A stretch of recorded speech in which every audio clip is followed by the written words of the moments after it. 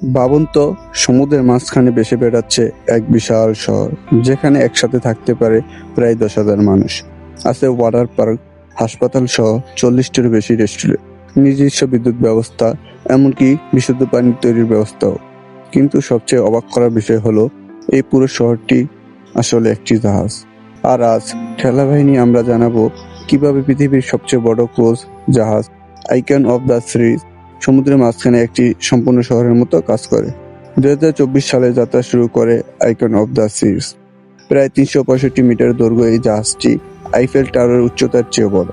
এতে একসাথে ভ্রমণ করতে পারে প্রায় 7,600 যাত্রী এবং 2,350 জন ক্রুজ সদস্য, অর্থাৎ মোট প্রায় 10,000 মানুষ। অনেক ছোট দ্বীপের জনসংখ্যার চেয়েও কম।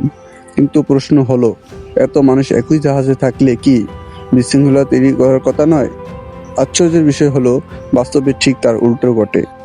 এই জাহাজটিকে কয়েকটি আলাদা আলাদা অঞ্চলে ভাগ করা হয়েছে। কোথাও রয়েছে বিশাল ওয়াটার পার্ক, কোথাও রয়েছে পরিবারের জন্য বিশেষ জোন, আবার কোথাও রয়েছে শুধুমাত্র বয়স্ক মানুষদের জন্য শান্ত পরিবেশ। ফলে হাজার হাজার মানুষ একই জাহাজে থাকলেও অধিকাংশ সময় ভিড় অনুভূত হয় না, যেন একটি শহরের ভিতরে রয়েছে আরো কয়েকটি ছোট শহর। কিন্তু এত বড় একটি ভাসমান শহর চালাতে কি পরিমাণ শক্তি দরকার, সেটা আসে কোথা থেকে?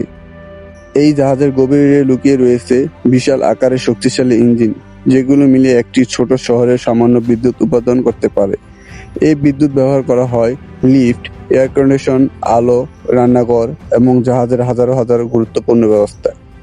আরও অবাক করার বিষয় হলো, ইঞ্জিন থেকে উৎপন্ন অতিরিক্ত তাপ নষ্ট করা হয় না।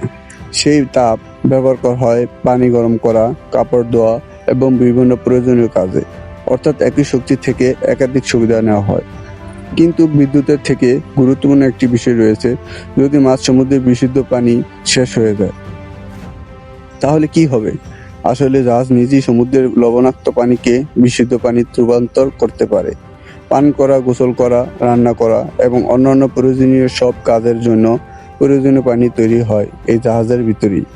ভাবুন তো, আপনি সমুদ্রের মাঝখানে রয়েছেন, কিন্তু পানির জন্য বাইরে কোনো উৎসের উপর নির্ভর করতে হচ্ছে না। এই কারণেই অনেকে এই জাহাজকে ভাসমান শহর বলে থাকেন। কিন্তু সবচেয়ে বড় প্রশ্ন হলো, এত বিশাল একটি স্পাইসের সুন্দর ডুবে যায় না কেন? প্রথম দেখার মনে হতে পারে একটি বড় সিক্লেটের কাঠামো পানিতে ভেসে থাকা অসম্ভব, কিন্তু এর পিছনে রয়েছে বিজ্ঞানীদের অসাধারণ এক নীতি। জাহাজটির ভিতরে রয়েছে অসংখ্য বায়ুভিত্তিক কক্ষ এবং বিশেষ নকশা, যার ফলে এটি নিজের ওজনের চেয়েও বেশি পরিমাণ পানি শনাক্ত করতে পারে।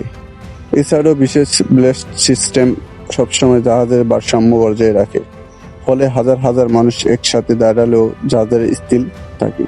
তবে সমুদ্রের মাঝখানে আরও ভয়ঙ্কর পরিস্থিতি তৈরি হতে পারে, যেমন হঠাৎ কোনো জরুরি ব্যবস্থা, যদি কেউ গুরুতর অসুস্থ হয়ে পড়েন অথবা আগুন লেগে যায়, তাহলে কি হবে? এই জাহাজে রয়েছে নিজস্ব হসপিটাল, রয়েছে প্রশিক্ষিত ডাক্তার এবং নার্স, জরুরি চিকিৎসার জন্য রয়েছে আধুনিক চিকিৎসা সরঞ্জাম। এছাড়াও অগ্নিকাণ্ডের জন্য রয়েছে বিশেষ নিরাপত্তা ব্যবস্থা। প্রয়োজনে অল্প সময়ের মধ্যেই যাত্রীদের নিরাপদ স্থানে সরিয়ে দেওয়ার ব্যবস্থা রয়েছে, কারণ সমুদ্রের মাঝখানে সাহায্যের জন্য অপেক্ষা করার সুযোগ খুব সীমিত। কিন্তু এত কিছু থাকার পরেও একটি প্রশ্ন থেকেই যায়, এত বিপুল অর্থ খরচ করে এই জাহাজে কেন তৈরি করা হয়েছে? এর উত্তর খুবই সহজ।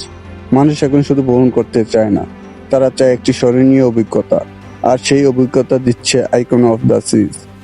বিলাসিতা, বিনোদন এবং অত্যাধুনিক প্রযুক্তির সমন্বয়ে এটি হয়ে উঠেছে পৃথিবীর অন্যতম আকর্ষণীয় ক্রুজ জাহাজ।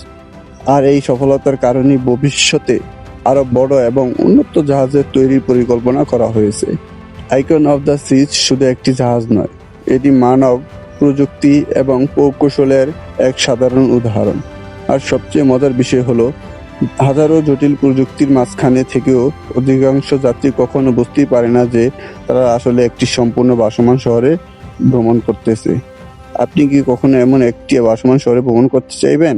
কমেন্টে অবশ্যই জানাবেন। আর এমন আরো চমকপ্রদ তথ্য জানতে সাবস্ক্রাইব করুন ঠেলা বাহিনী ইউটিউব চ্যানেল, কারণ ঠেলা বাহিনী আমরা খুঁজে বের করি পৃথিবীর সবচেয়ে অবিশ্বাস্য সত্য রহস্য।